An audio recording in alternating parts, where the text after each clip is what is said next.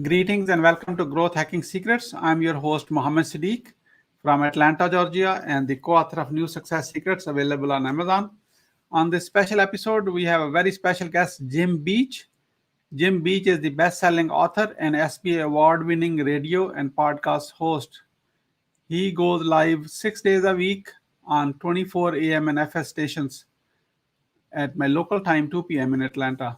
Okay. And we are not too far from each other. This is a good social distance. We are meeting it live through this our platform. Please join me to give a warm welcome to our guest, Jim Beach.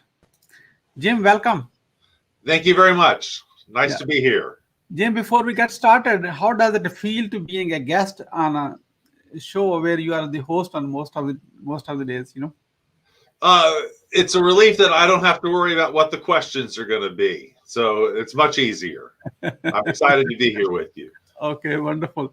Jim, let me start with this. Where were you? What happened? Who you were surrounded with that inspired you to get started with this podcasting, and radio hosts, I published a book with McGraw-Hill, and I was surprised how little support that McGraw-Hill gives authors, how little support any publishing house gives authors these days. And so I started going on podcasts. This was about 8 years ago. And I was able to get on 250 podcasts as a guest by myself with no agent. And that drove the book and made it into the bestseller. It went to number, I think, 7 on the bestseller list, not number 7 in its category, but number 7 on the entire thing, up there with Hillary Clinton's books and stuff like that. So anyway, sold very well. And that turned into doing a podcast of my own. And eventually that turned into 1 radio station, and eventually 2, and then 3, and then 10. And now we're up to 25 AmFm stations. Wow, such a story. Yeah. So we can be thankful to that McGraw-Hill that they didn't support you. Otherwise, you would not be in this one. That might be true. If they had done it all for me, I might not have learned how to do it. The important thing, though, is that it's pretty easy to get on podcast and radio shows these days. And you should be able to get on a lot of shows by yourself without spending any money. So give it a try. Okay, let's start with that's my next follow-up question to this one. How someone can get started, but even person like me who is a host, there are so many hosts and so many things, can get on those AM and FM radio stations. Let's just go with this. Well, it's really not that hard. It's mostly about money. You need to realize that radio is pay to play. So if you want to get on a radio station, all you need to do is buy the time. And every radio station in America has a show slot available right now. I promise you, a weekend show maybe is $300 or $400 an hour or something like that. And so you can buy your way on. And that's the way most shows happen.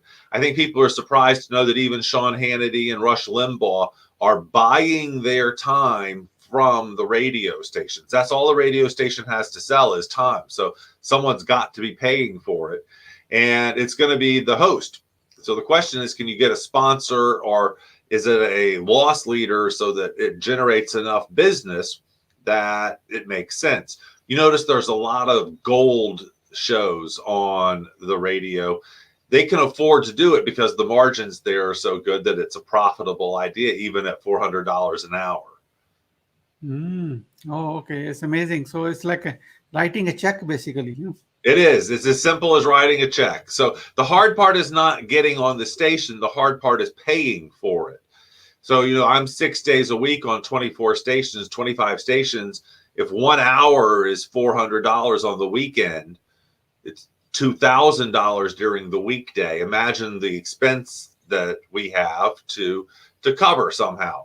And so it's not about getting on the stations. If you want to get on a station, there's 10,000 of them. Call the station manager. Say, hey, I have a great show. Do you have an open hour? And the first thing they will say is, let me hit you with my sales department. The sales department will say, yeah, sure, we have an hour Tuesday at 4. It's $1,800, whatever. And now you're on the radio. That's as simple as it is. I bet you $1 they won't even listen to your show. They're just going to put it on the air if you can afford the check. So Oh my God, they won't even listen to your show. I don't think so. They want the money. They need the money. Radio is a hard industry right now, and they'll cash every check you can send them, I think. Yeah, and especially when not many people are driving right now, so that you can, listeners are not that many too. Well, the data doesn't show that. Interestingly, the numbers have not fallen off. Oh, really? That's a shocking. People are listening other ways at home Yeah. and over the internet. Or they switched to the podcast version. So the numbers for my show have not gone down at all. They continue to go up, and the station managers that I talk to say that their numbers are strong as well. Mm-hmm. You speak yourself, or you also bring a guest with that too? I do both. I have segments where I talk alone, and then a guest, some or two, whatever. It depends. And guest is pay for play, or they're like a true content guest? The guests are always free, okay. So I do not charge the guests. Mm-hmm. I charge some guests. I charge the corporate guests. Okay. And you can always see if I have a third guest on the show and they're on the end of the show for 10 minutes or something, those people paid to be on the show. But we also tell the audience that we make that very clear that that's a paid sponsorship portion of the show. Understood. Very good. Thank you so much. See, I learned so much from you. So on this one, and I'm sure the people who are watching this now are live or recorded later, they learned so much. And this is a completely new segment for many of us. So Jim, I'm sure you didn't start with the 25 stations. You started with the one, and you're probably thinking how to write that $400 check when you started. Hey, it was an easy decision. As you progress from 0 to 25, what are the top 3 mistakes to avoid to get started with this, stations? For a generic business or for the radio business that I'm doing now? We're talking about your business. Okay, the radio business. The most important thing is the sponsors. So a mistake would not be asking for sponsorship from every single person that you can think of, especially your old guest. So if a guest is on the show, they are going to be a good opportunity to be a sponsor later on. And so I think one of the biggest mistakes is not being aggressive enough trying to grow the show financially by going and asking people for money.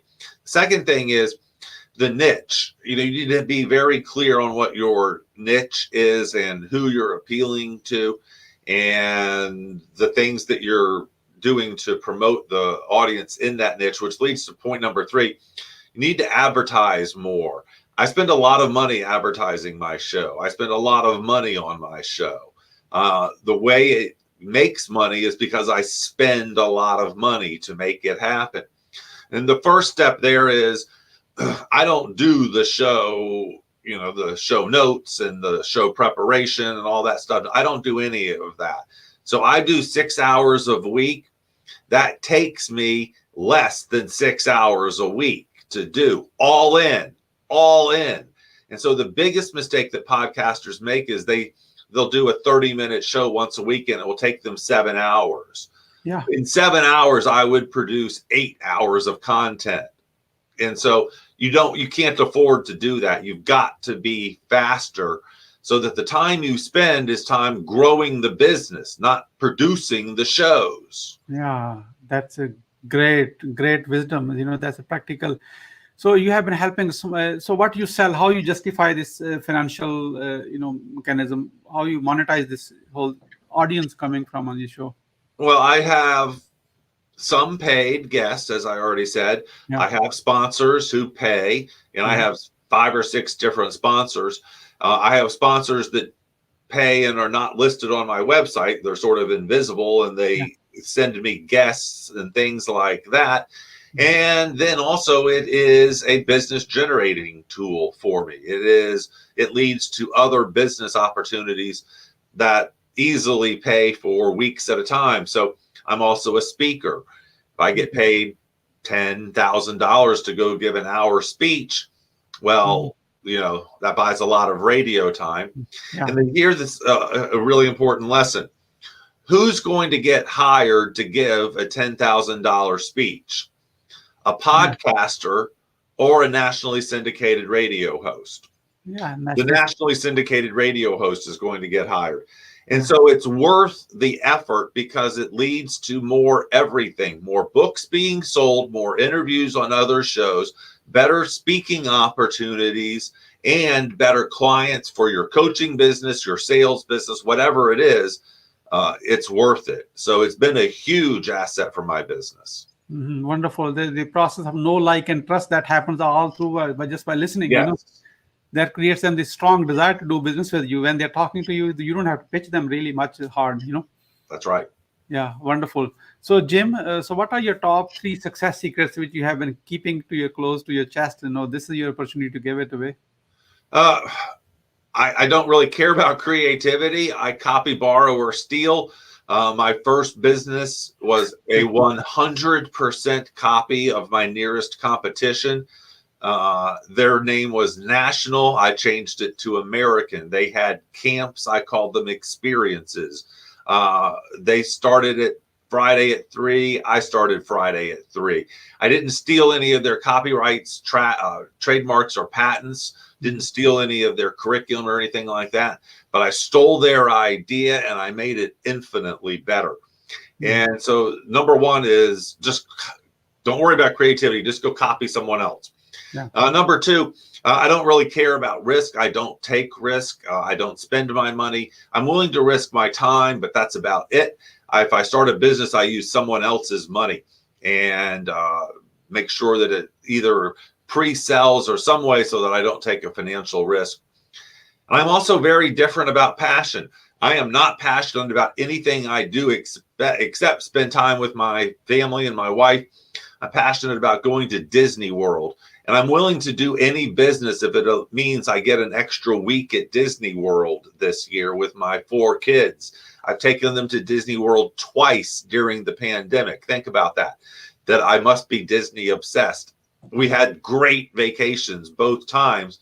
I am passionate about the process, the opportunity, the freedom, not what I sell. I don't care what I sell. I will sell anything that is legal and a little bit moral if I can get an extra week at Disney. Oh, wonderful, wonderful. In fact, that brings me to mention that I have my business partner and we do real estate together. He is a reckless billionaire, $10 billion guy, owns over 160 miles of beachfront properties and 48 businesses in the US. And we're building a safe city in Tennessee, is around 4,000 acres. So I think not all of your qualities, some of your qualities matches with him. In fact, I may even introduce you to him so you can talk to, at least some like-minded people, Great. Thank you. Yeah, great. So Jim, any bonus tip you want to share? Anything extra from this? Because I enjoyed so much what you are sharing so far, The most important thing is the goal setting, the mindset, the creating the time. So many people spend time doing useless things. I spend time talking to customers before I write a business plan. I don't even bother to get incorporated until I have a check to deposit. Do what must be done that day to sell and bring in revenue. Nothing else. Don't do anything else. Just bring in revenue. That's your only job. And then everything else you should outsource. I am obsessive about outsourcing. At any given time, I will have between 15 and 20 people doing outsourced things for me through Upwork. I have 15 gigs running on Upwork right now. Think about how much stuff that means I don't have to do. Even small stuff like filing. I don't file. Someone else files for me. I don't write invoices. Someone else writes invoices. I don't do any of that. I even have someone whose job it is to organize my outsourcers for me. Wonderful. Outsource everything and just focus on the revenue generating task, basically. Nothing else. Nothing else. Great. Wonderful. That's amazing. How the growth hacking secrets community, people are watching this right now, they can support you, Jim? I'd love for them to listen to the show at schoolforstartupsradio.com, or I have 4 books out, 1 book on how to get on radio shows. So if you want to get on the radio, there's this book, Free Radio and Podcast Marketing in 30 Minutes. And I wrote this book on business. Here's a great little story. When I was a professor at Georgia State, my class got to I started a business every semester, and the students would choose the country and the industry that I would start the business in. And this tells about that. My first story, or my first business that I started with my students, was a Pakistani furniture company. Remember, you and I were talking about that. Yeah. And then I have 2 silly books of fiction, political books. There's not really valuable anymore because they were books for the election that just ended. Yeah. But buy some books and listen to me on some radio. Definitely. And also don't forget to check out the website jimbeach.com, JIMBEACH.com. This is for all those people who are just listening and walking, and doing the gym. So Jim, I appreciate everything. We learned a lot from this, and this is great. Someday after the COVID one, we will meet in person too, So yes, hopefully soon. Definitely. So, Jim, I like to ask this question to all of my guests, and here is the question. This is about a review about Growth Hacking Secret Show. What would you say to your best friend about Growth Hacking Secret Show when I'm not there? That they should definitely listen and learn. That would be a great opportunity for them. If they can get on the show, they should be a guest. Otherwise, they should learn from the past catalog of great guests. Yeah, thank you so much. I appreciate the kind words. Jim, we are about to wrap up. What would you say as a final word? Get started. Get off the sofa. Quit watching sports or the Real Housewives of the Potomac or whatever junk you're wasting your time with on Facebook. Get off social media. Get off of all that and spend time building a business instead. All of that's wasting time. If you're on social media, you are wasting your life away. Pay someone to post for you. Otherwise, get off that. Thank you so much, Jim, for sharing your wisdom with us today on the behalf of the Hacking Secret Show community and our entire team. We really appreciate you. This is Mohammed Siddique signing off from Atlanta, Georgia. Until next episode, all good wishes. Thank you very much.